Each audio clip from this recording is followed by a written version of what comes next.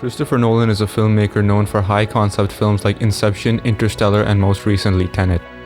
He is without question one of the most ambitious directors working within the industry and has gained a reputation for making increasingly complex films that challenge the audience at every moment.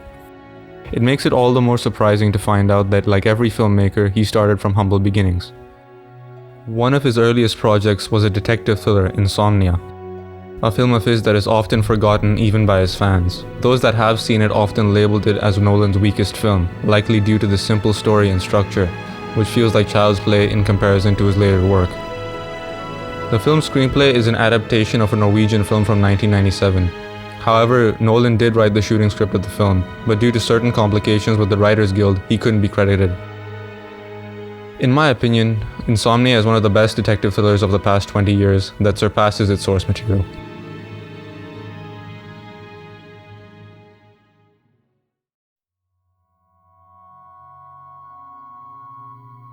Nolan's greatest challenge with this film was to turn a simple, done-before story into an intense, intriguing, and intelligent thriller. The way he does this is by an acute focus on character. The characters make or break this narrative. The film can't afford to be plot-driven. It's too simple to go in that direction. What Nolan displays in this film would go on to influence his character writing in later films like The Prestige and the Dark Knight trilogy. The protagonist of the film is Will Dormer, played by Al Pacino.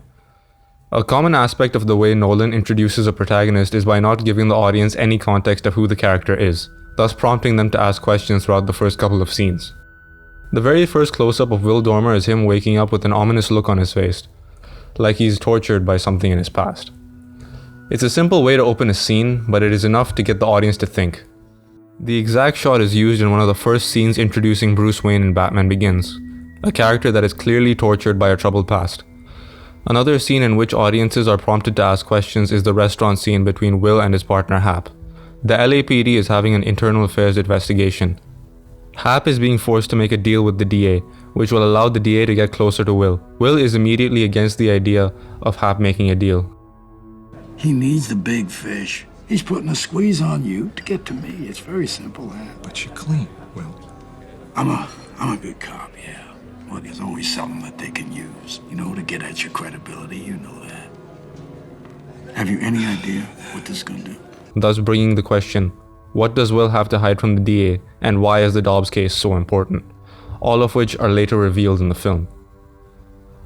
Nolan has a very similar approach in Batman Begins. During Bruce Wayne's first encounter with Ra's al Ghul, Raz's questioning of Bruce prompts the audience to ask similar questions. Why is Bruce Wayne a well-known figure, and what makes him so significant to Gotham? This is a very effective way to get the audience engaged with characters and uncover more about them, making them more engaged with the narrative as a whole. Nolan's first two films, Following and Memento, tend to only follow one character who doesn't have an equal conflict against another. This is Nolan's first film to contain a conventional antagonist, Walter Finch, played by the late Robin Williams. The way Christopher Nolan writes conflict between two characters isn't about good versus evil. It is about the clash between ideologies and how they tackle a situation. Nolan allows the audience to understand the characters and what they think of each other purely through scenes of conversation. The boat scene where Will and Walter meet for the first time tell us all we need to know about how they think. Will from the beginning is all business and is quick to make assumptions about Walter. Walter Finch, lousy writer, lonely freak, murderer. No. Walter avoids this by telling Will a story from his childhood, trying to bring his guard down in order to get Will to listen to him. When Will refuses to listen to him, Walter immediately brings up Hap's murder. What did you see through the fog? I saw pretty clearly, didn't I? I saw you take aim. Oh, come on, forget it, Finch. Shoot your partner in the chest. Oh, well. I heard him say, get away from me. Why? Have anything to do with that internal affairs investigation? All that tension in your department? Walter is completely calm throughout the whole scene, and knows what buttons to push to get Will to listen to him. While on the opposite side, Will is continuously disorientated and desperate to solve the problem. The scene gives the audience a clear view on how each character thinks and provides some incredible dialogue between the two, reminiscent of the coffee shop scene between Vincent Hanna and Neil McCauley from Heat. Nolan allows the audience to get close to the characters and achieve a sense of intimacy with them through the dialogue and the camera work.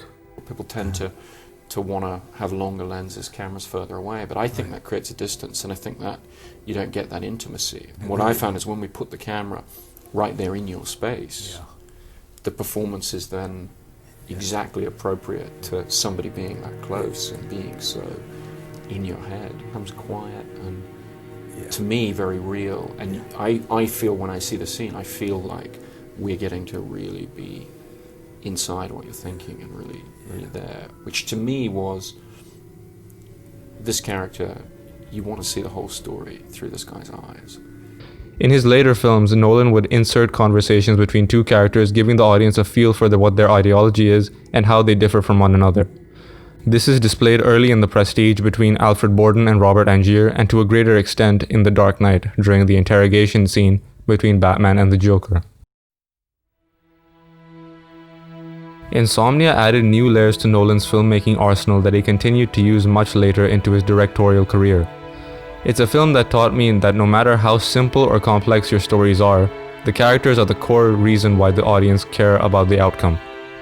Christopher Nolan has gone on to make much bigger films, whilst adhering to these core values. That's the reason why we still love his films today.